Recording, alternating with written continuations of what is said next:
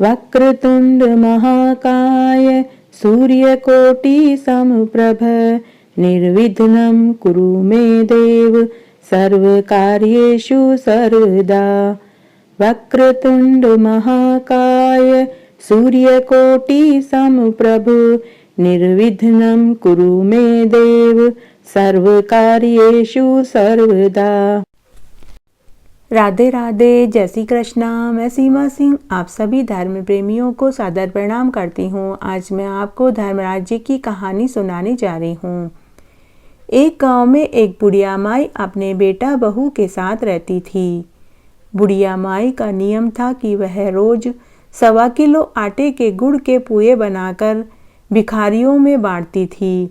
यह उसने धर्मराज जी के नाम से नियम ले रखा था।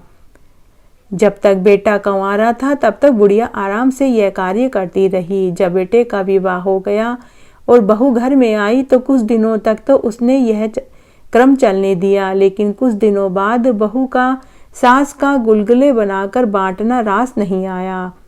उसने अपने पति के कान भरने शुरू कर दिए। बहू ने अपने पति से कहा कि आप अपनी माँ को कहीं छोड़ आइए। मैं अब और आपकी माँ के साथ नहीं रहूंगी।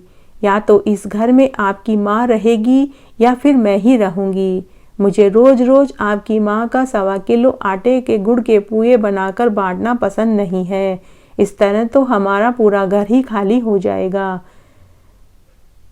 तब बेटा दूसरे दिन अपनी माँ से बोला कि माँ, आज मैं तुम्हें मामा और नाना के घर छोड़ आता हूँ।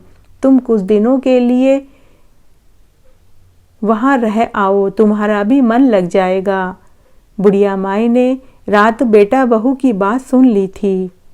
उसे यह भी मालूम था कि उसके मायके में तो कोई नहीं है।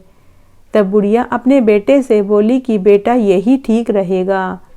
बेटा जब अपनी माँ को छोड़ने जाने लगा तो उसकी पत्नी ने कहा कि ठहरो, बुढ़िया का थैला तो देखने दो, कहीं यह सारे जेवर और रुपए पैसे तो लेकर नहीं जा रही है। तब बहू ने बुढ़िया के थैले की तलाशी ली, लेकिन बुढ़िया के थैले में सिर्फ 2 जोड़ी कपड़े के अलावा कुछ नहीं था। बुढ़िया का बेटा अपनी माँ को जंगल के रास्ते से लेकर गया। आधे जंगल में पहुँचते ही बेटा बोला कि माँ, तुम इस पेड़ के नीचे बैठो, मैं तुम्हारे लिए पानी लेकर आता हूँ। बेटा पानी का बहाना बनाकर बुढ़िया को वहीं पेड़ के नीचे बैठाकर घर वापस आ गया। सुबह से दोपहर और दोपहर से शाम हो गई, लेकिन उसका बेटा वापस नहीं आया। तब धर्मराज जी ने सोचा कि मेरी भक्त घने निर्जन जंगल में बैठी है, मुझे इसका सत रखना चाहिए। तब धर्मराज जी ने एक बूढ़े ब्राह्मण का वेश बनाया और बुढ़िया के पास आकर पूछने लगे कि बुढ़िया माई इस घने जंगल में भूखी प्यासी क्यों बैठी हो। तो बुढ़िया ने कहा कि हे महाराज, मेरा बेटा पानी लेने गया है, वो अभी आता ही होगा। तब बूढ़े ब्राह्मण के वेशधारी धर्मराज जी ने कहा कि बुढ़िया माई, घने जंगल में अंधेरा होने वाला है, जंगली पशु, भेड़िए, शेर आ जाएंगे, तुम यहाँ से थोड़ी दूर और चलो, वहाँ एक धर्मराज जी का मंदिर है, तुम वहाँ चलकर रहो। धर्मराज जी के मंदिर का नाम सुनते ही बुढ़िया के जैसे पंख लग गए हो। बुढ़िया जल्दी से उठी और बूढ़े ब्राह्मण के साथ चल दी। धर्मराज जी ने माया से एक बहुत सुंदर महल नुमा मंदिर बना दिया, जो सोने चांदी से मंडा हुआ था। मंदिर के आसपास ही फल फूलों से लदे हुए वृक्ष थे और मीठे पानी का झरना बह रहा था और मंदिर में अन्न धन के भंडार भरे थे। बूढ़े वेशधारी धर्मराज जी बुढ़िया को वहां छोड़कर अंतर्ध्यान हो गए। अब बुढ़िया माई वहां आराम से रहने लगी। रोज 1.25 सेर आटे के पुए बनाती और खूब बांटती। उधर बुढ़िया के घर से निकलते ही बुढ़िया के घर में अन्न धन का टोटा हो गया। धर्मराज जी का अपमान करने से उनके बुरे दिन शुरू हो गए। बेटे की नौकरी चली गई, घर में जो रुपया पैसा जेवर था वह चोर चुरा कर ले गए। एक दिन बहू ने कहा कि आपकी माँ सारे रुपया जेवर लेकर चली गई। उस दिन बेटे को अपनी पत्नी पर बहुत गुस्सा आया। उसने अपनी पत्नी की डंडे से खूब पिटाई करी और कहा कि यह सब कुछ तुम्हारी वजह से हुआ है। मेरी माँ तो अन्नपूर्णा थी, उसी के भाग्य का हम खाना खा रहे थे।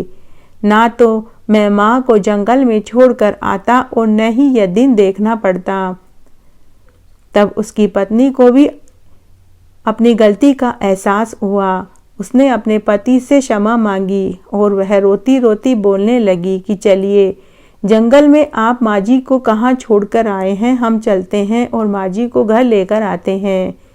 बेटा बहू उसी स्थान पर पहुँचे, लेकिन उन्हें माँ कहीं दिखाई नहीं दी। तभी उन्हें जंगल में कुछ आगे चहल पहल दिखाई दी। तब बेटा बहू वहां गए और लोगों से पूछने लगे कि यह सब क्या हो रहा है। तब उन लोगों ने कहा कि जंगल में धर्मराज जी का सोने चांदी का विशाल महल नुमा मंदिर है, वहां धर्मराज जी के दर्शन करके हम आ रहे हैं। साथ ही भोजन खाने को मिला और खूब दक्षिणा भी मिली है। एक बुढ़िया माई है जो किसी को भूखा नहीं लौटाती है। हम सब वहीं से आ रहे हैं। बेटा बहू को थोड़ी आशंका हुई, क्योंकि उनकी माँ भी धर्मराज जी की बड़ी भक्त थी। बेटा बहू वहां पहुंचे तो दंग रह गए। उनकी माँ सोने के आभूषण पहने सोने के पलने में झूला झूल रही थी और सैकड़ों नौकर जाकर उनकी सेवा कर रहे थे। बेटा बहू ने जाकर माँ के चरण पकड़ लिए और अपनी गलती की क्षमा मांगी। माँ तो माँ होती है, अपने बच्चों की गलती जल्दी ही माफ़ कर देती है। माँ ने अपने बेटा बहू को गले से लगा लिया। जय हो धर्मराज जी की। हे धर्मराज जी, जैसा सुख आपने बुढ़िया माई को दिया वैसे सबको देना। कहानी कहने वाले को, सुनने वाले को और हुक्कारा भरने वाले को। घटती हो तो पूरी हो तो परवान चढ़े, भूले बिसरे नाम तेरे भंडार में भरे। इस तरह आज मैंने आपको धर्मराज जी की एक कहानी सुनाई। आशा करती हूँ आपको जरूर पसंद आएगी। मेरे साथ बने रहने के लिए आपका धन्यवाद। आगे की कथा कहानी के लिए भी आप इसी तरह मेरे साथ बने रहें। धन्यवाद।